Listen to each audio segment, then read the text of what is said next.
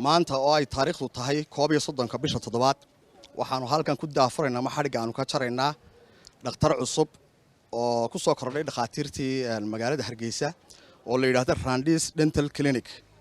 dhakhtarkaasi waxa aanu kaga duwanahay dhakhaatiirta kale ee caasimadda ku yaala waxaanu sameynay discount aad u ballaaran oo ah 50% oo sameynay qofka loo qabanayo 3 adeeg ama 3 service loo qabanayo mid baa bilaash ah.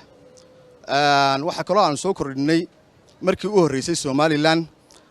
ma jirto dawada ilka lagu cadeeyo oo dalka taala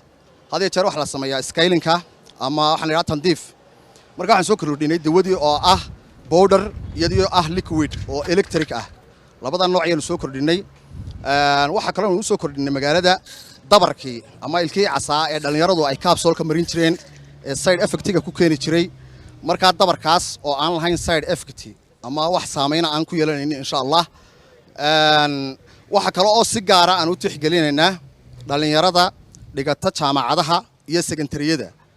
dhalinyarada waxaan u sameeynaa iyaga qiimo ka sii ballaaran anagoo tixgelinayna maadaama duruufuhu iska adag yihiin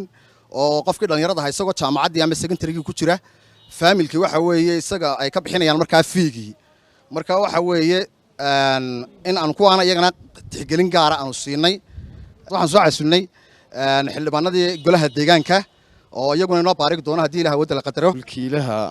maanta oo ay bishu tahay 31 bisha July